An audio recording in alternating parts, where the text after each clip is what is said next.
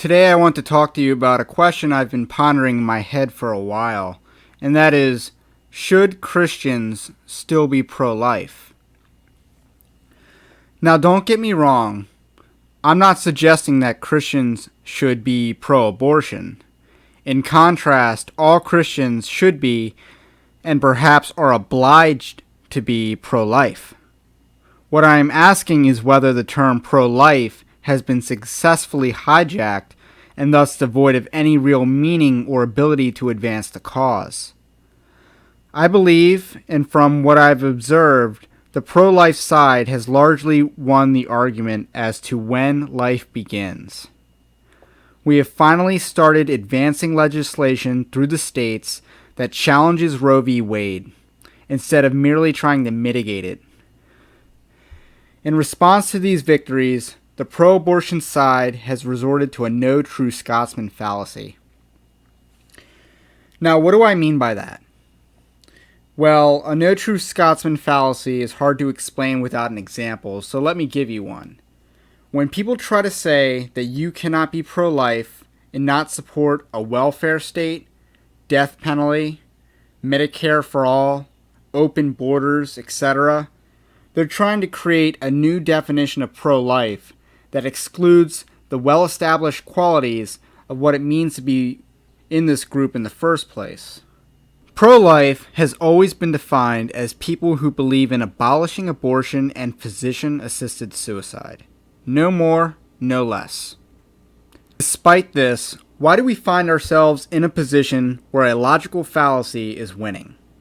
And the answer to that is many people call themselves pro-life because there's money to be made in being pro-life. The March for Life happens every year and only exists so that there will be another March for Life the following year. You can look at their website and see that their accomplishments are all related to the March for Life itself. None of them are legislative accomplishments, and they don't even pretend to take credit for the victories that happened at the state level. And the National Right to Life is the same. They are a scam, as they are basically a Mitch McConnell super PAC. Now, combine this with a lot of evangelical organizations that are embracing critical race theory and intersectionality. Organizations like the Gospel Coalition and the Ethics and Religious Liberty Commission, who gladly expand the definition of pro-life in order to guilt evangelicals into supporting socialist policies. The supposed allies of the pro-life cause are surrendering this fight.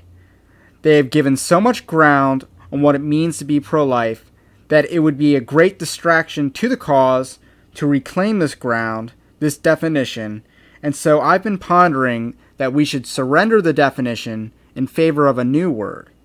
Let us call ourselves anti-abortion or abolitionist, as the term pro-life is bogged down in fallacious debate.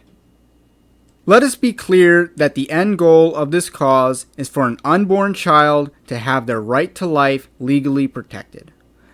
Let us be clear about the end goal of this cause, that is to abolish and criminalize abortion, and not just for the doctor who performs it, but for those who seek it.